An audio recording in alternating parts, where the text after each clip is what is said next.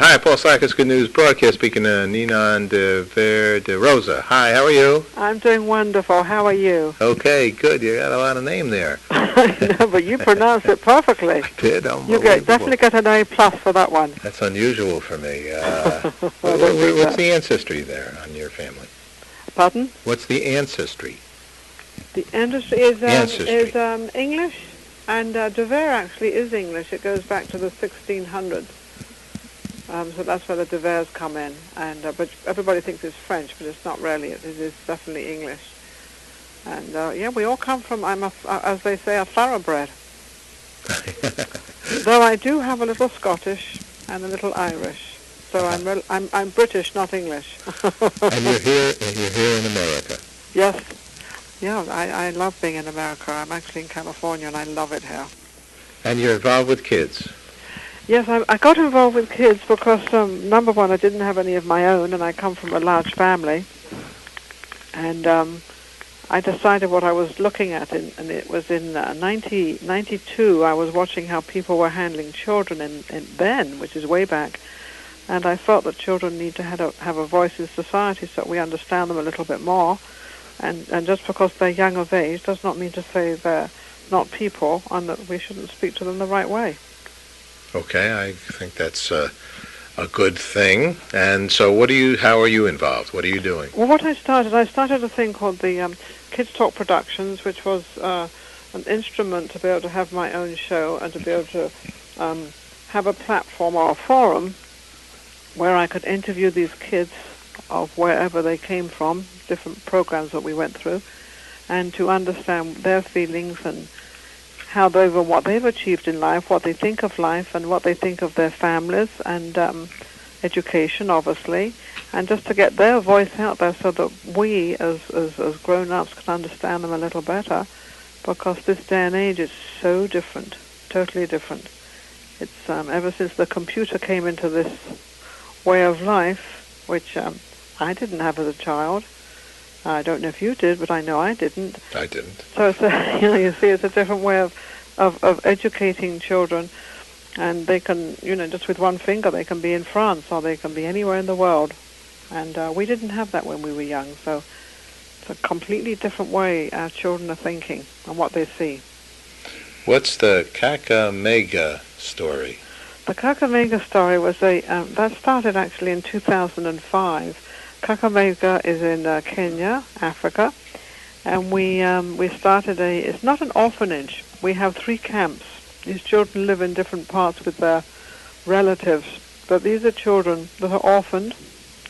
Their mother and father have either died of AIDS or whatever the case may be, and so we took it upon ourselves. We started, I think, with about 600 children, where we started to give them an education and to feed them and make sure they had, a place every day to go to. So we, excuse me, so we got these 3 different camps in 3 different parts of Kenya, and they're all about 3 or 4 hours apart. But what we did was we have a educational system set up, and their education is a little bit different the way they teach. But these kids are on camp from 6 o'clock in the morning until probably 6, 7 at night.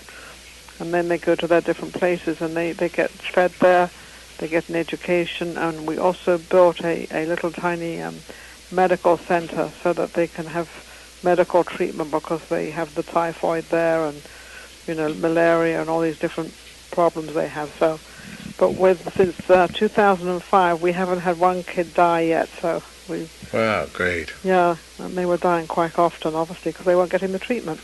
Wow, that's beautiful. What's a Second Chance program?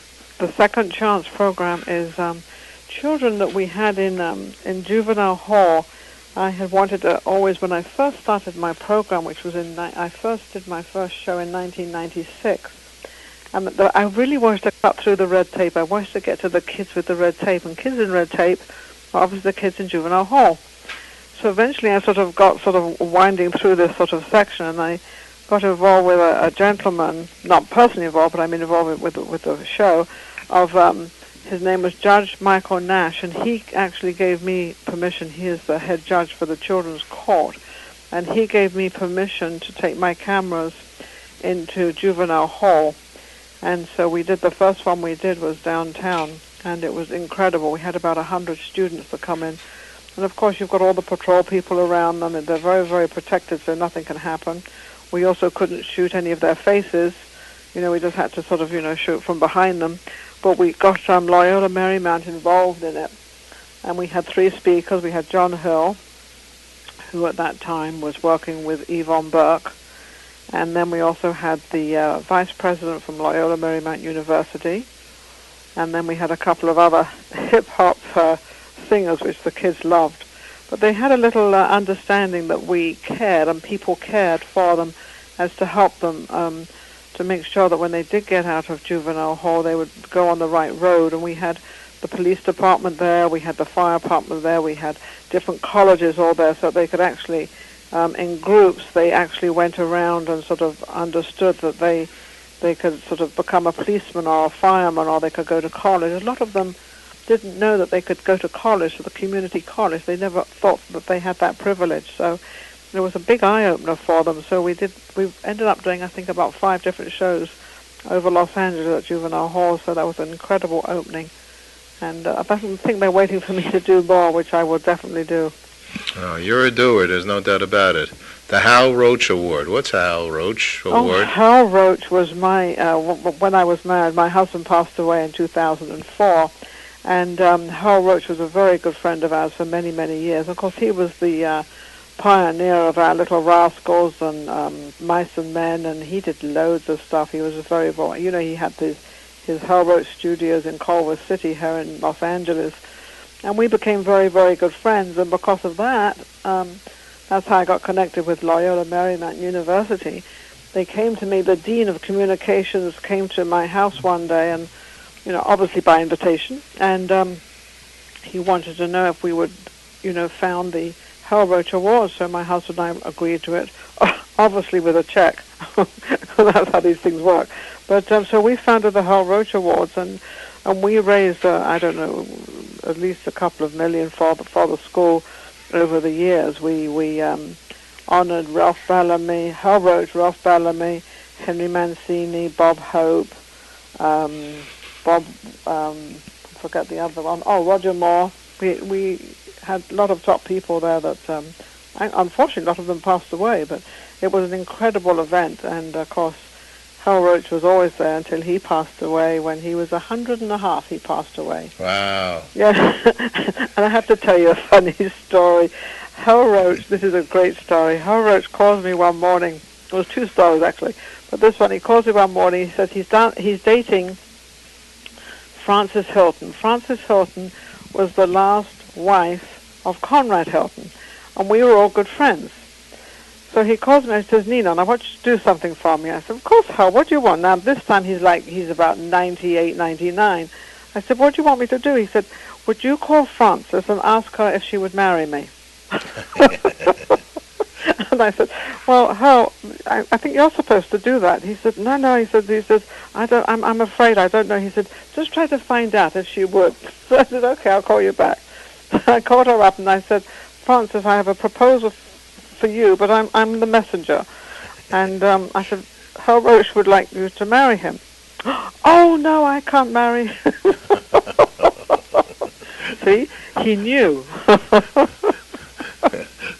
That's interesting. It was a funny story. Yeah, it was a funny story. Going to keep that in mind if Yeah, I ever have any doubt. you had a little doubt there. Well, I think it's because she had this endowment from the Hilton family, and if she married somebody else, she wouldn't get it. There's all these different things that float through these lives when you get older. If you do certain things, you can't have certain things. So she was protecting herself. I thought that was so funny. I've been asked to do many things, but that was really one of the hot ones.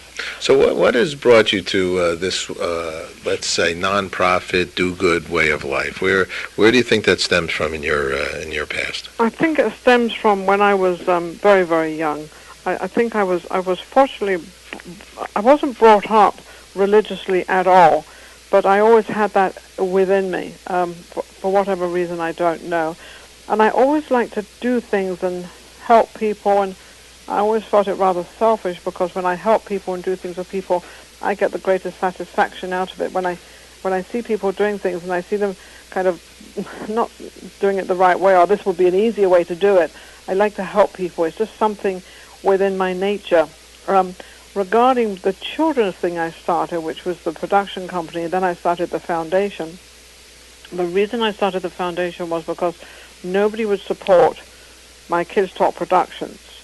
Because the bottom line is, unless they can make money, they don't want to know anything about a show. So I thought, okay. So somebody said to me, well, if you had a foundation, I'd give you some money. So I said, okay, that means you can write it off. And they said, yes. I said, okay, fine. That's how I opened up the Kids Talk Foundation. Now, the reason I did it was because I left home when I was 16, and I didn't have an education. My mother and father taught us at home, as little as we had, though. We didn't have that much of an education.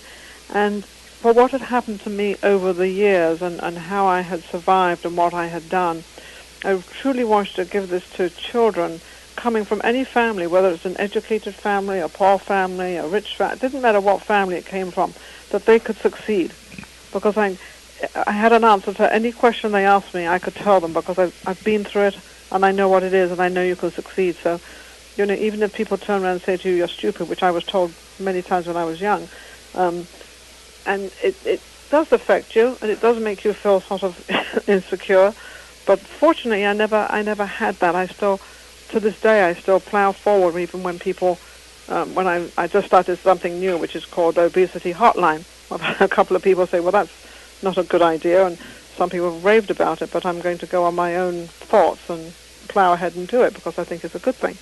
So I've kind of always really listened to me, or listened to the upper life, whatever you want to call it, and plodded on myself. But I just know that anybody, I don't care what religion you are, what color you are, I don't care what you are, you can make it if you have just somebody there to say, to help you, to give you that kind word. I never had that. I never had a mentor. I never had all that stuff. So I know what it means when you say to somebody, hey, that's good, and hey, you look good, or something, you know, to make them feel good. So it's just in my nature, I guess. It's good news. We love it. Well, I love it. It's beautiful. And for you to recognize it and share it as you have been and will continue to. Oh, I will always share it. That's wonderful for planet Earth. Let me ask you last question here. What's good news for you? What's good news for me? Well, at the moment, I think it's just this everyday life. Here am I sitting in the Hollywood Hills with the sun upon me, a beautiful day, talking to you, which is, you're the good news. So I think your program has got to be the greatest program in the entire world, because I've always said I wish they'd have a program called Good News, because all we hear is bad news. So I guess my greatest thing is to hear the good news. I appreciate that, and Good News is out of business without people like you. So thank you so much, Ninon. It's been a pleasure speaking with you, especially you even acted with Rita Hayworth. So I know. Oh, yes. Well, yeah, I know a lot of those people, but, you know, they're just people. In fact, in a couple of, I think it's about next week after, I've got Phyllis Diller and Joanne Carson coming over. We're having a book signing, because I just wrote a book called Joyful Volunteering. Oh, and wow. Yeah, and I've got them coming over to the house with a few other celebs as well. But that's got to be a ball. You're going to have a great time. Yeah, I'll make sure you get some photographs. So get some photographs. Yeah, I'd love it. The next thing I want to do, I think, is to work for you.